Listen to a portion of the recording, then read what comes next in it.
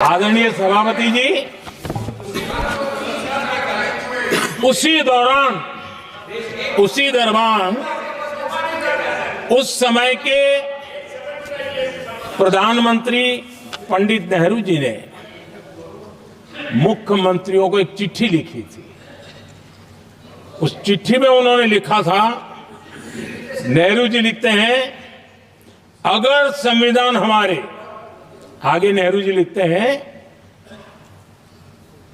अगर संविधान हमारे रास्ते के बीच में आ जाए, ये नेहरू जी लिख रहे हैं, अगर संविधान हमारे रास्ते के बीच में आ जाए, आगे नेहरू जी कह रहे हैं, तो हर हाल में संविधान में परिवर्तन करना चाहिए। ये नेहरू जी ने मुख्यमंत्रियों को चिट्ठी लिखी।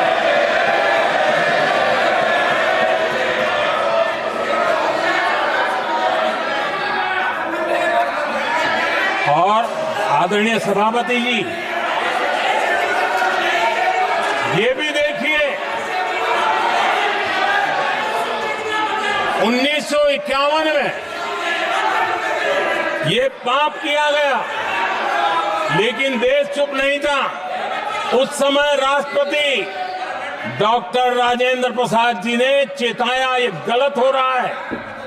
उस समय स्पीकर पद पर बैठे हुए हमारे स्पीकर महोदय ने भी पंडित जी को कहा, गलत कर रहे हो।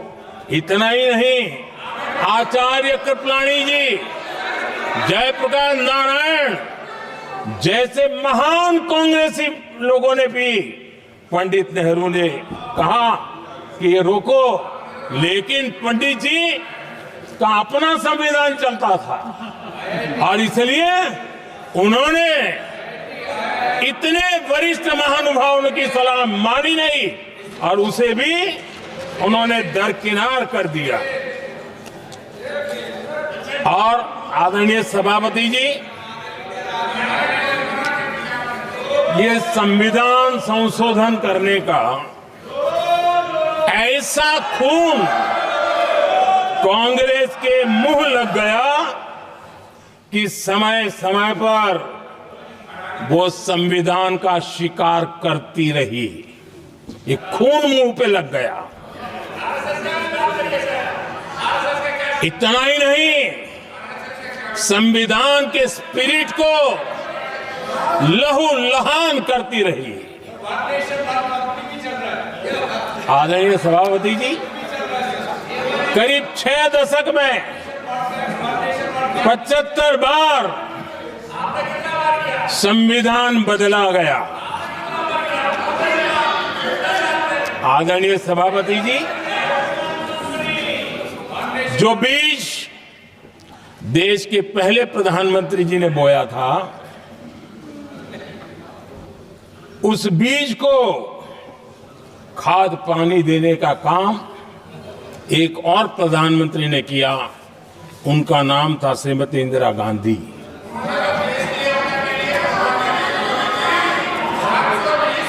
जो पाप पहले प्रधानमंत्री करके गए और जो खून लग गया था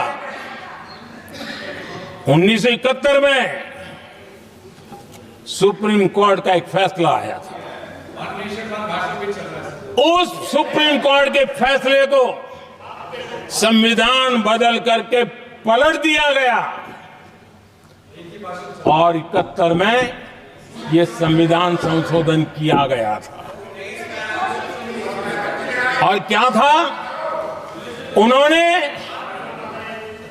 हमारे देश की अदालत के पंख काट दिए थे और यहां पर तो किया था कि संसद संविधान के किसी भी आर्टिकल में जो मर्जी पड़े वो कर सकती है और अदालत उसकी तरफ देख भी नहीं सकती है। अदालत के सारे अधिकारों को छीन लिया गया था। ये पाप 1971 में उस समय की प्रधानमंत्री श्रीमती इंदिरा गांधी ने किया था।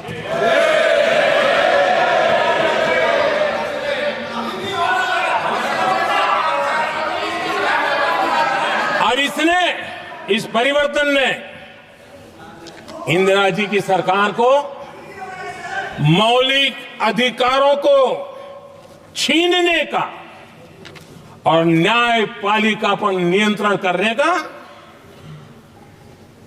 अधिकार दिया, सक्षम बना दिया था। आदरणीय सभापति जी, खून मुंह पे लग गया था, कोई रोकने वाला था नहीं। और इसलिए जब इंदिरा जी के चुनाव को गैर रीति के कारण, असंवैधानिक तरीके से चुनाव लड़ने के कारण अदालत ने उनके चुनाव को खारिज कर दिया और उनको एमपी पद छोड़ने की नौबत आई, तो उन्होंने गुस्से में आकर के देश पर इमरजेंसी थोप दी, आपातकाल लगा दिया अपनी कुर्सी बचाने के लिए। और उसके बाद इतना ही नहीं, उन्होंने इमरजेंसी तो लगाई, संविधान का दुरुपयोग तो किया ही किया, भारत के लोकतंत्र का गला तो घोंट ही दिया। लेकिन 1975 में 39वां संशोधन किया और उसमें उन्होंने क्या किया, राष्ट्रपति, उपराष्ट्रपति, प्रधानमंत्री, अध्यक्ष, इनके चुनाव के खिलाफ कोई कोर्ट में जा ही नहीं सकता है, ऐसा उन्होंने, और वो भी रिट्रोस्पेक्टिव किया, आगे के लिए नहीं, पीछे का भी, अपने पापों का भी उन्होंने। और आदरणीय सभापति जी, मैं संविधान की बात कर रहा हूं, मैं संविधान के आगे पीछे कुछ नहीं बोल रहा हूं।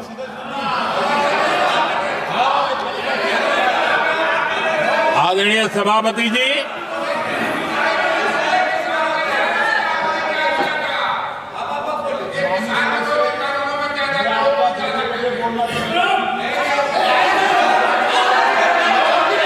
आदरणीय सभापति जी,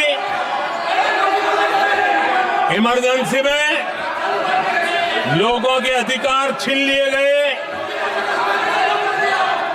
देश के हजारों लोगों को जेलों में ठूंस दिया गया, न्यायपालिका का गला घोंट दिया गया, अखबारों की स्वतंत्रता पर ताले लगा दिए गए। इतना ही नहीं, कमिटेड जुडिशरी, इस विचार को उन्होंने पूरी ताकत दी। और इतना ही नहीं, जिस जस्टिस एच.आर. खन्ना ने उनके चुनाव में उनको खिलाफ जो जजमेंट दिया था, वो इतना गुस्सा भरा था कि जब जस्टिस एच.आर. खन्ना, जो सीनियरिटी के आधार पर सुप्रीम कोर्ट के चीफ जस्टिस बनने थे, जिन्होंने संविधान के सम्मान करते हुए उस स्पिरिट से इंदिरा जी को सजा दी थी, उन्होंने मुख्य न्यायाधीश नहीं बनने दिया। ये संविधान और लोकतांत्रिक प्रक्रिया रही।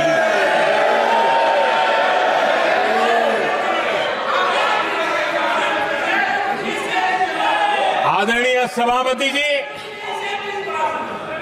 यहां भी ऐसे कई दल बैठे हैं जिनके मुखिया भी सारे जेल में हुआ करते थे। ये इनकी मजबूरी है कि वहां जाके बैठे हैं, उनको भी जेलों में ठूस दिया गया था।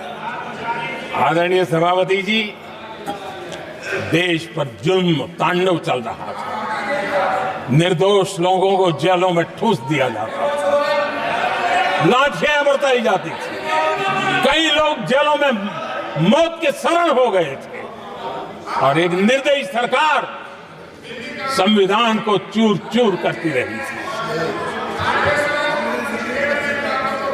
आदरणीय सभापति जी, ये परंपरा यहां नहीं रुकी। जो परंपरा नेहरू जी ने शुरू की थी, जिसको दूसरे प्रधानमंत्री जी इंदिरा जी ने आगे बढ़ाया, क्योंकि खून मुंह पे लग गया था, और इसलिए राजीव गांधी जी प्रधानमंत्री बने, उन्होंने संविधान को एक और गंभीर झटका दे दिया। सबको समानता,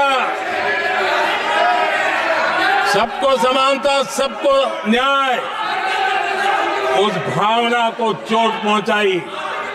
आदरणीय सभापति जी, आपको मालूम है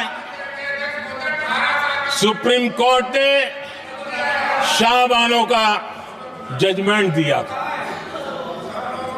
एक भारत की महिला को न्याय देने का काम संविधान की मर्यादा और स्पिरिट के आधार पर देश की सुप्रीम कोर्ट ने दिया था। एक वृद्ध महिला को उसका हक मिला था सुप्रीम कोर्ट से, लेकिन उस समय के प्रधानमंत्री राजीव गांधी ने शाहबानो की उस भावना को, सुप्रीम कोर्ट की उस भावना को नकार दिया और उन्होंने वोट बैंक की राजनीति के खातिर संविधान की भावना को बलि चढ़ा दिया और कट्टरपंथियों के सामने सर झुकाने का काम कर दिया।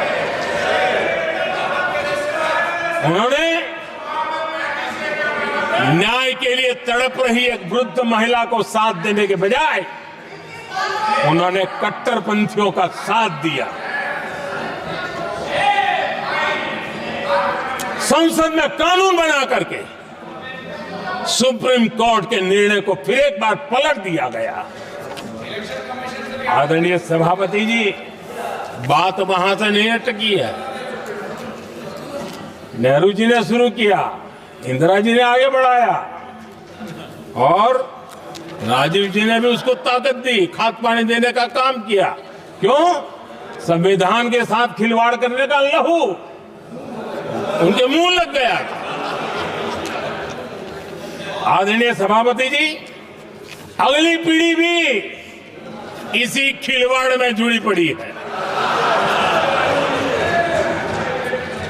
एक किताब को मैं कोट कर रहा हूं। उस किताब में जो लिखा गया है और उसमें प्रधानमंत्री उस समय के मेरे पहले जो प्रधानमंत्री थे उनको कोट किया है। उन्होंने कहा है, मुझे यह स्वीकार करना होगा कि पार्टी अध्यक्ष सत्ता का केंद्र है। ये मनमोहन सिंह जी ने कहा है, जो एक किताब में लिखा गया है। मुझे यह स्वीकार करना होगा कि पार्टी अध्यक्ष सत्ता का केंद्र है। सरकार पार्टी के प्रति जवाबदेह है। इतिहास में पहली बार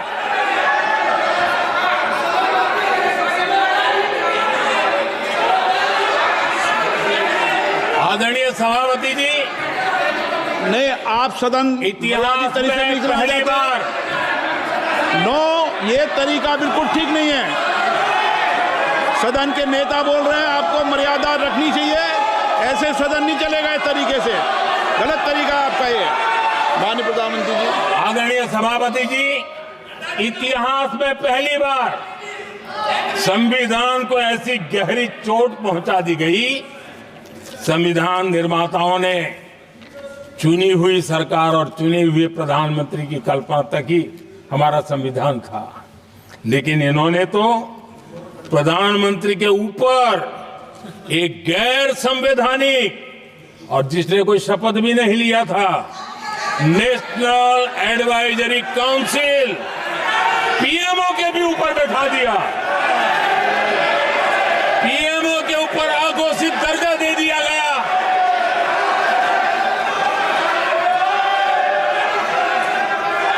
आदरणीय सभापति जी, इतना ही नहीं, और एक पीढ़ी आगे चले और उस पीढ़ी ने क्या किया? भारत के संविधान के तहत देश की जनता जनार्दन सरकार चुनती है और वो सरकार का मुखिया कैबिनेट बनाता है। ये संविधान के तहत है। इस कैबिनेट ने जो निर्णय किया, संविधान का अपमान करने वाले अहंकार से भरे लोगों ने पत्रकारों के सामने कैबिनेट के निर्णय को फाड़ दिया। संविधान को